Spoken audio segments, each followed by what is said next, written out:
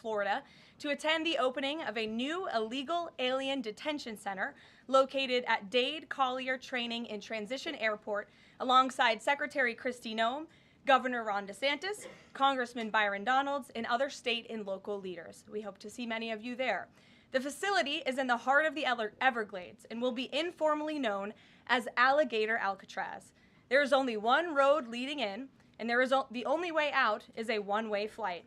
It is isolated and surrounded by dangerous wildlife and unforgiving terrain. The facility will have up to 5,000 beds to house, process, and deport criminal illegal aliens. This is an efficient and low-cost way to help carry out the largest mass deportation campaign in American history. We are truly coming off a historic week of President Trump racking up win after win on behalf of the American people. President Trump restored peace through strength and acted decisively as commander-in-chief to obliterate the immediate threat of the Iranian regime's nuclear capabilities, and then brokered a ceasefire between Israel and Iran, which continues to hold. Then, the president traveled to the Netherlands and achieved a monumental win for the United States and the NATO alliance by getting our allies to dedicate 5% of their GDPs to military spending.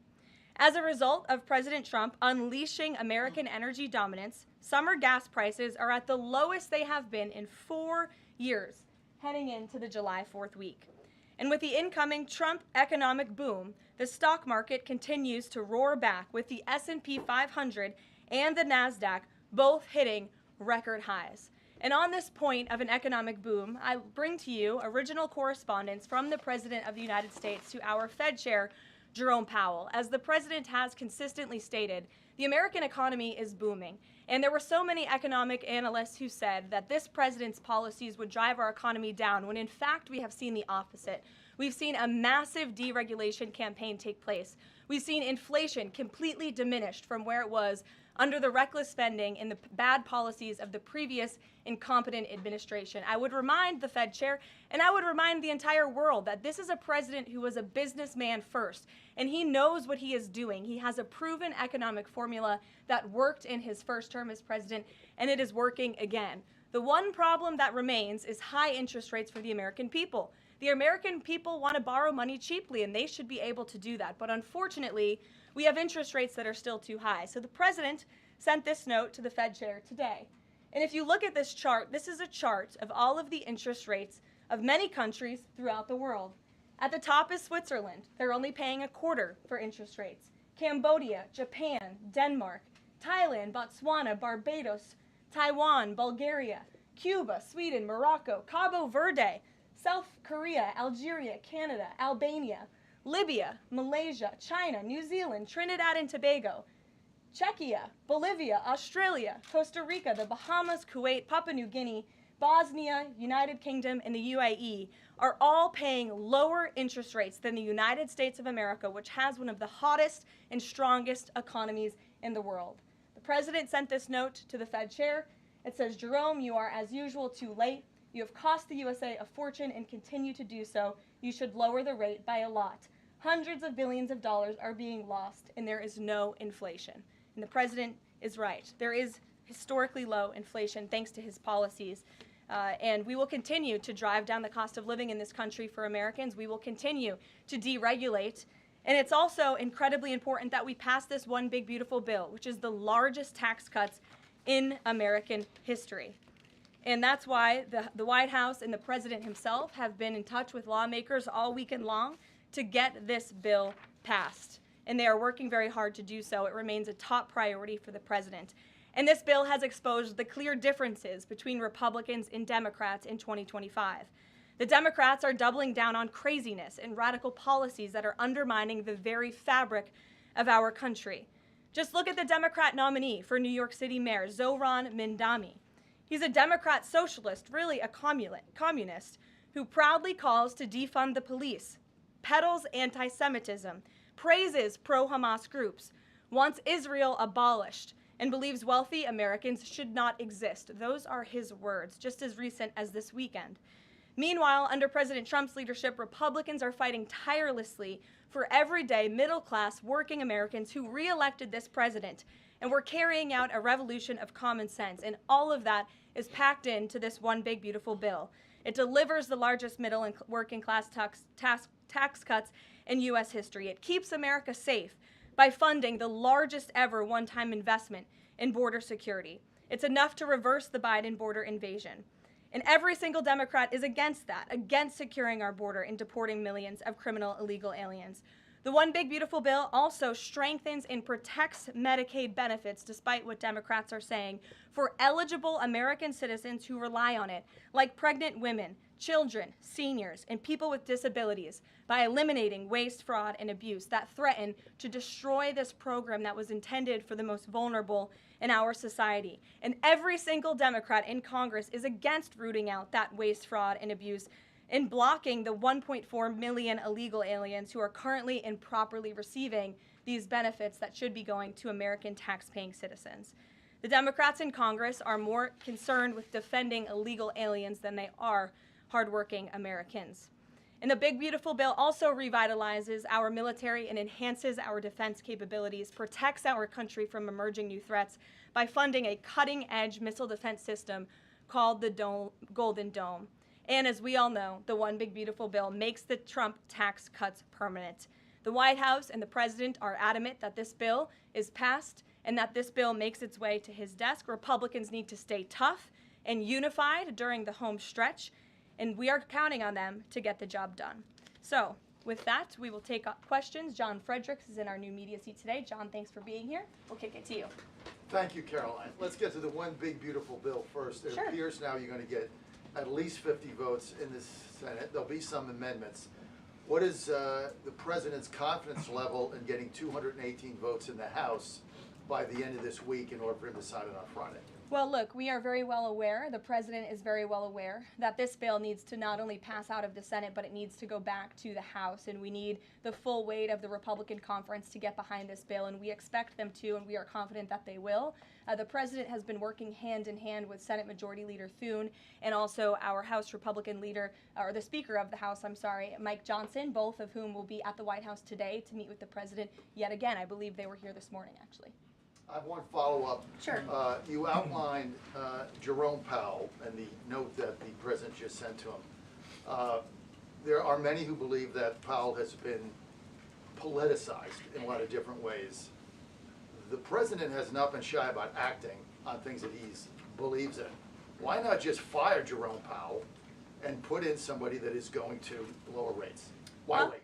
Well, it's a good question, and one you can ask the President, because that's a decision for him to make. But you're right to point out the politicization of the Fed, and it's very unfortunate for our country. But Jerome Powell cut rates numerous times ahead of the election when Joe Biden was in this Oval Office, but now he refuses to, and the economy is in a much better place. So there really isn't a good explanation for that, and the President is rightfully calling attention to it. Thank you. Kelly.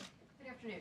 On Iran, the President posted on his social that he is not even talking to them anymore. When we were at NATO, he said he expected the U.S. and Iran to have talks as early as this week, and that he might even want to see a written agreement. What is the update now if he's saying he's not even talking? So as I told you from the podium last week, I said the administration, and namely our special envoy Steve Witkoff, has been in communication both directly and indirectly with the Iranians. That communication continues. The President himself has not talked to Iran, which he pointed out in his truth statement. Peter. Thank you, Caroline. Does President Trump want Zohran Mamdani deported? I haven't heard him say that. I haven't heard him call for that. But certainly he does not want this individual to be elected. I was just speaking to him about it and his radical policies that will completely crush New York City, which is obviously a city that the President holds near and dear to his heart. There's this Congressman, Andy Ogles. He wants the Attorney General Bondi to explore denaturalization proceedings because he thinks Mamdani could have misrepresented or concealed material support for terrorism based on rap lyrics he wrote in 2017.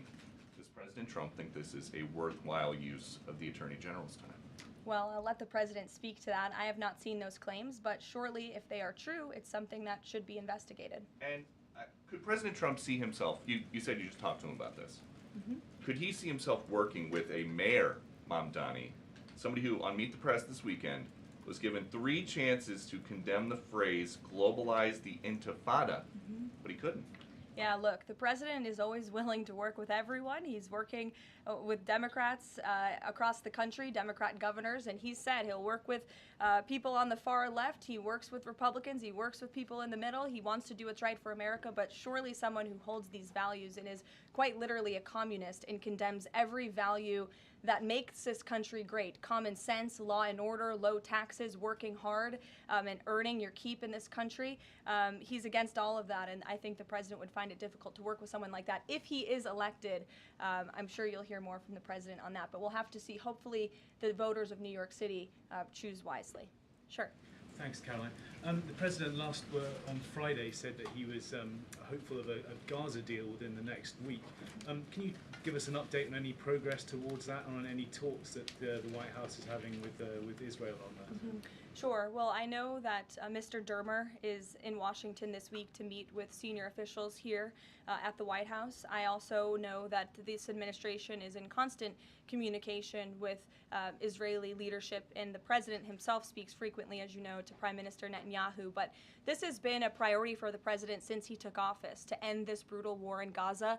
It is because of this president that humanitarian aid is being brought into the region. It's heartbreaking to see the images that have come out from both Israel and Gaza throughout this war, and the president wants to see it end. He wants to save lives, and however, the main priority for the president also remains to bring all of the hostages home out of Gaza. As you know, his tireless effort has brought home many of the hostages, including all of the American hostages who were held there. So he wants to see both things happen, and we're continuing to work very hard to do those things. Sure. Yeah, thanks, Caroline. What is the White House's response to Senator Tillis's criticism articulated from the Senate floor yesterday, in which he said passing the big, beautiful bill would betray President Trump's promise to protect Medicaid? Well, he is just wrong. And the president and the vast majority of Republicans who are supportive of this legislation are right. This bill protects Medicaid, as I laid out for you, for those who truly deserve this program, the needy, pregnant women, children, sick Americans who physically cannot work. And what it does is it ensures that able-bodied Americans who can work 20 hours a week are actually doing so, and that will therefore strengthen and protect those benefits for Americans who need it, as well as cutting out the waste, fraud, and abuse, as well as getting 1.4 million illegal aliens off of the program. So all of those measures are actually going to protect it for those who need it. That's the president's position, and that's what this bill does, and that's why Republicans need to vote for it and get it to the president's desk. That kind of criticism from a Republican senator, is that reason for concern for the passage of this? No, it's not. We're confident this bill is going to be back at the White House by the 4th of July. Stephen. Thank you, Caroline. Two questions. On the New York mayoral race, does the president plan to make an endorsement? And secondly, on Jerome Powell, a lot of the focus obviously has been on interest rates and him keeping them high, but a new controversy erupted today. My colleague first reported that he's facing Chairman Jerome Powell is facing accusations of lying to Congress, which is a potential crime, about luxurious details of the Fed's $2.5 billion renovation project. Senator Loomis has called attention to this. Some experts want him to be investigated. Does the White House want these allegations investigated and, if found substantiated, punished? I'll have to take a look at those allegations, and I will raise them to the president's attention and let him speak on them himself. To your first question regarding the mayoral race, the president was asked that yesterday by Maria Bartiromo. He refused to give an endorsement, so you won't get one from me at this podium unless he wants me to do that. Philip, go ahead. Oh, Sure. And then I can go to you. cool. Thanks. Thank you. The president said that he's working on a temporary pause for immigration enforcement in certain industries. I'm wondering what you can tell us about how he's determining which industries are deserving of a pass. He mentioned farmers, but what about, say, construction workers? I mean, shouldn't there just be one standard here? I don't have any more details to read out for you, but what I can tell you is that the White House is working closely every day with the Department of Agriculture as well as the Department of Homeland Security when it comes to workforce enforcement, worksite enforcement, and the president's focus and the focus of this administration is, of course, to remove public safety threats from the streets and to deport as many of the illegal criminals, especially the violent criminals that we know are still here because of the previous administration. So that's the main priority and the goal. And then the president has already made cuts to the office of the Director of National Intelligence, but now Senator Tom Cotton has put forward a bill that would cut the office by another 60%. What's the president's reaction to that legislation, and is this something that he would support, those additional cuts? I don't know if the president's even aware of that legislation, but I will get you a response if he is aware and if he wants to respond to it. Go ahead. Thanks, Caroline. You mentioned the dangerous wildlife at the alligator Alcatraz. Is that a design feature? Why is the president going with this mega bill in such a precarious position in the Senate? And then also, can you talk about the CBO estimate that it would add about 11 million uninsured? Well, look, when you have illegal murderers and rapists and heinous criminals in a detention facility surrounded by alligators, yes, I do think that's a deterrent for them to try to escape. We do know that some of these illegal criminals have escaped from other detention facilities, like one in New Jersey, which I know was recently reported on. So, of course, we want to keep the American people safe, and we want to remove these public safety threats from our streets, and we want to effectively detain them as best as we can. As for why the president is going, I think his trip to this detention facility actually underscores the need to pass the One Big Beautiful Bill, because we need more detention facilities across the country. The last administration let in nearly 20 million illegal people from all over the world, and this administration is focused on arresting and detaining them. But in comparison to that 20 million illegal criminal population in our country, we only have 7,000 ICE agents in the interior who are doing this very important work. And so we obviously need more personnel, we need more resources, and that's why we need to pass the One Big Beautiful Bill. On the CBOs. Go ahead. Yes, in the pink. Oh, thank you, You're welcome. Caroline. Can you please share some details of China trade deal? Has the U.S. agreed to ease some export, technology export restrictions? Sure. Well, the final language that was agreed upon in both Geneva and in London was signed just past week. We can get you that final text of the agreement. Go ahead. Thank you, Caroline. Eamon, and then behind you. Okay, thanks, Caroline. So on Jay Powell, has the president got a short list of who he wants to see as Jay Powell's successor, and is he going to name a successor as early as this summer? I won't get ahead of the president on any announcements on that. Does he like Scott Besson for the job? Again, I won't get ahead of the president. And on TikTok, if you could, real quick, he said Sure. yesterday he's got a buyer, but the question there is, does he have a seller?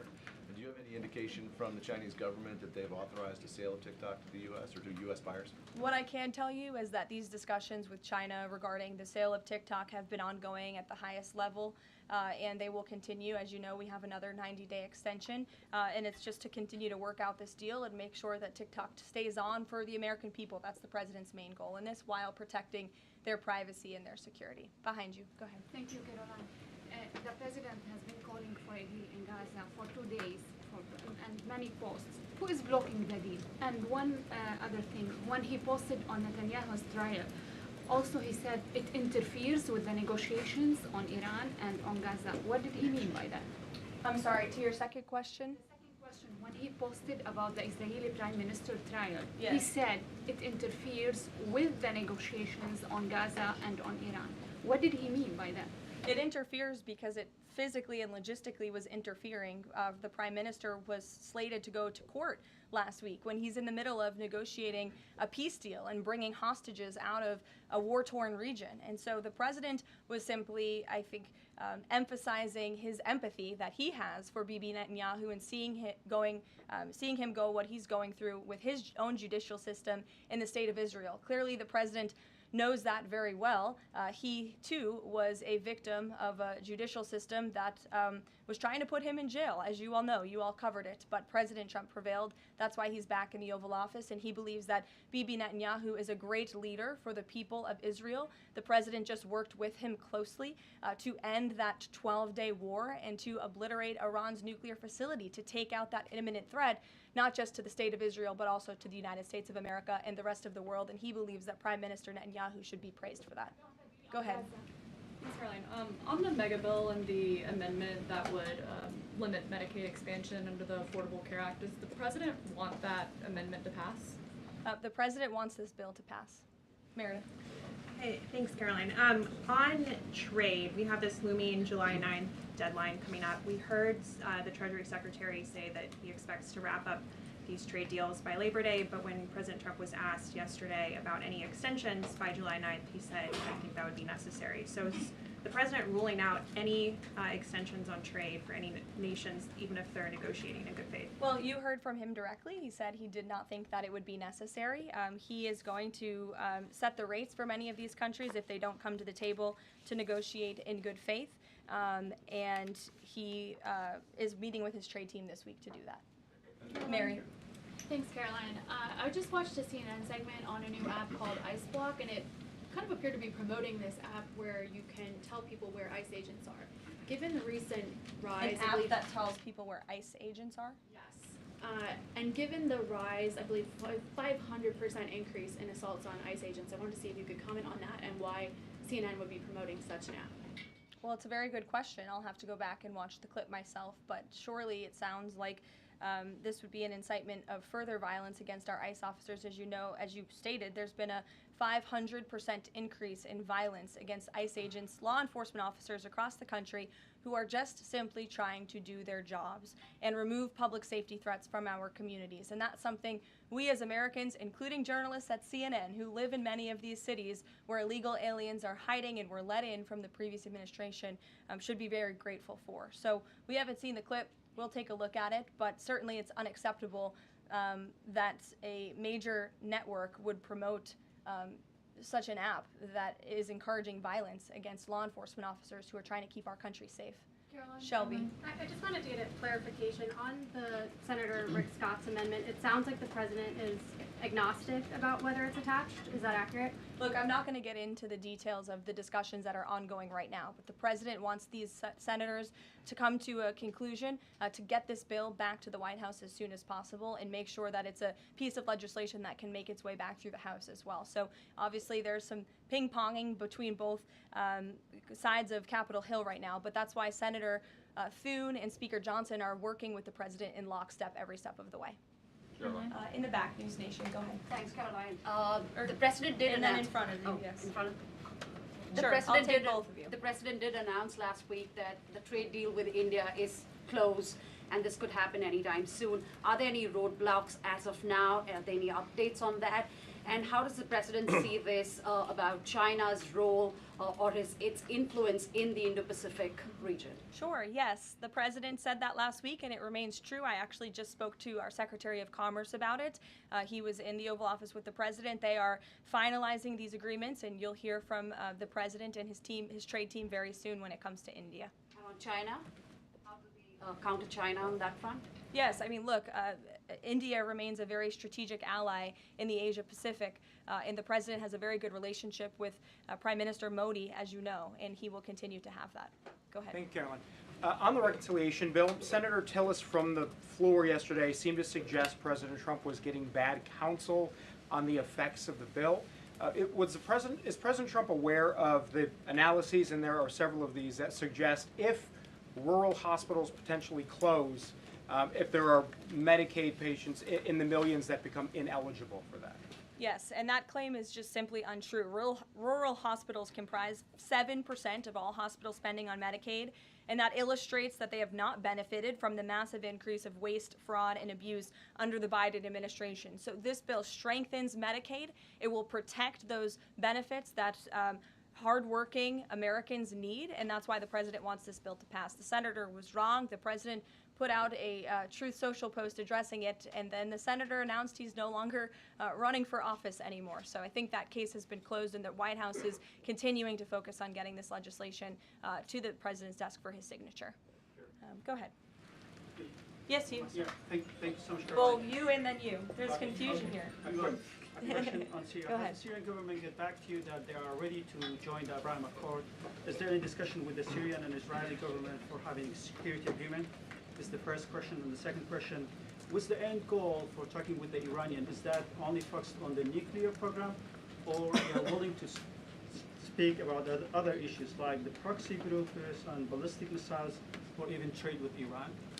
So as for discussions between Syria and Israel, you'll have to reach out to those respective governments. I can't comment on that. But what I can tell you is that this afternoon, the president will be signing an executive order to terminate the United States sanctions program on Syria. And this is in an effort to promote and support the country's path to stability and peace. The order will remove sanctions on Syria while maintaining sanctions on the former President Assad, his associates, human rights abusers, drug traffickers, persons linked to chemical weapons activities, ISIS and their affiliates, and Iranian proxies. And this is, again, an action that the president promised and shocked the world with in Saudi Arabia, because he's committed to supporting a Syria that is stable, unified, and at peace with itself and its neighbors. The president met with Syria's new president when we were in the Middle East, as you know, and so this is another promise made and promise kept by this president to promote peace and stability in the region.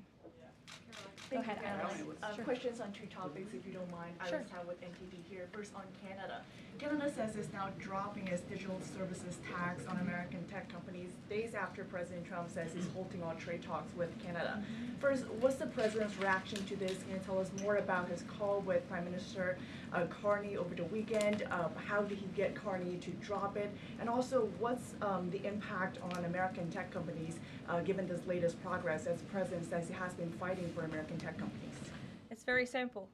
Prime Minister Carney in Canada caved to President Trump in the United States of America. And President Trump knows how to negotiate, and he knows that he is governing the best country and the best economy in this world, on this planet. And every country on the planet needs to have good trade relationships with the United States. And it was a mistake for Canada to vow to implement that tax that would have hurt our tech companies here in the United States. The president made his position quite clear to the Prime Minister, and the Prime Minister called the president last night to let the president know that he would be dropping that tax, which is a big victory for our tech companies and our American workers here at home. And on Harvard, if you don't mind, the administration today formally accused Harvard of violating civil rights laws by not doing enough to fight anti-Semitism. We know that the president has talked to us before about Harvard potentially having a deal with the administration in the coming days. Do you have an updated timeline for that? How's the negotiations going? And is more pressure needed for Harvard to take fighting anti-Semitism seriously? Well, there was quite a direct letter that was sent to Harvard this morning, as you know. The negotiations are taking place behind closed doors, so I won't comment on that. But what I will share with all of you, for those who haven't seen it, is the context of this letter, because I think it's very important. And this comes from the Department of Health and Human Services, which concluded after a thorough investigation that Harvard University is in a violent violation of Title VI of the Civil Rights Act, which prohibits discrimination on the basis of race, color, and national origin. And if you read some of the content of the investigation and what they found, the majority of Jewish students reportedly experienced negative bias or discrimination on their campus, while a quarter of Jewish students at Harvard felt physically unsafe. Jewish and Israeli students were assaulted and spit on. They hid their kippahs for fear of being harassed and concealed their Jewish identity from classmates for fear of ostracization. Images were widely circulated amongst the Harvard community that trafficked in obvious anti-Semitic tropes, including one that showed a dollar sign inside of a Star of David, and the campus was vandalized with anti-Semitic stickers, including one that showed the Israeli flag with a swastika. The Harvard campus was racked by demonstrations, as you all know, violent protests that violated the university's rules of conduct. The demonstrations called for genocide and murder, denied Jewish and Israeli students access to campus spaces. These are all facts that Harvard cannot dispute, and that's why the administration has found them in violation of Title VI and has threatened to withhold their federal funding, because if you break federal law, you should not be receiving federal tax dollars. And so I rest my case on Harvard. Andrea. Yeah, so President Macron of France earlier today said that tariffs levied by powerful countries are often a form of blackmail, and criticized the sort of process that's underway. He didn't mention the United States specifically, but said that these tariffs are really hurting developing countries. So there's this big UN conference going on. What do you say to that? What is the president, was he aware of that comment, and did he have any response? I think the president and the White House would certainly reject that characterization by Prime Minister Macron. Tariffs are an effective use of presidential power to bring back the middle class, to bring back our manufacturing industry, which was the backbone of our American economy and has been hollowed out by globalist politicians who have caved to foreign countries instead of doing what's right for American workers. That's why the president is effectively utilizing his authority to wage tariffs and to utilize tariffs, and continues to be in discussions and negotiations on trade to do what's right for America. And Europe and the rest of the world might not be used to that, but President Trump is back in town, and he's going to do what's right for our people and our country. Can I just follow up on Netanyahu?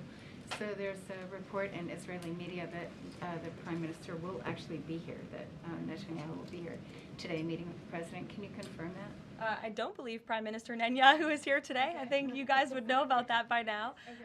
Unless there's something going on I don't know about, but I don't believe he is. I do know he has expressed interest in coming to Washington and meeting with the president, and we are working on a date for that. I do not believe it is today, but that would be fun. You never know in this White House, let's be honest. Go ahead. Thanks, Caroline. Does the president support this new measure in the big, beautiful bill that would impose steep new taxes on new wind and solar projects? I believe you're referring to the credits for wind and solar projects. No, And I'm what? talking about the new tax. There's a new tax that it's estimated would add 10 to 20% to the cost of any new wind and solar projects that start after this year. Again, I don't want to comment on the specifics of provisions, but I'm sure the president will speak on that directly. Again, this is an ongoing process. The president continues to be very much engaged with the leadership in both the Senate and the House to get this bill back to his desk. Did the president ask for that provision? Because the National Building Trades Union is saying that it's the equivalent of terminating more than 1,000 Keystone XL pipeline projects. Is that something that would concern him? Well, the president spoke on this yesterday in his interview, and he said he understands that legislators want to protect jobs in their communities and in their districts. And so he understands why some of them are against this provision, but he also understands why people want the provision. So again, this is an ongoing deliberation and discussion, and the president is engaged in this very much. Go ahead. Thanks, Caroline. We've been hearing from White House officials for weeks that you're close on trade deals with a number of countries. Can we get any update on which countries will have deals by the 9th and when there may be any announcements? I'll let the president and the trade team speak on it. Can you respond to the CBO estimate that the Senate bill would increase the deficit by nearly $3.3 trillion? This is one of the most fiscally conservative pieces of legislation that has ever made its way through Capitol Hill. There's $2 trillion in mandatory savings in this bill, and not only that, the projected growth that this bill will bring to our economy. It will be an economic boom. The Council of Economic Advisors has an analysis that shows that the bill will generate $4.1 trillion in economic growth, and it will cut taxes, putting more money back into the American people's pockets. That's why this president wants this bill to pass, and I know he's busy working the phones and doing what he needs to do today to make it happen. So we'll see you all later. Thank you. We'll see you in Florida tomorrow. Thank you.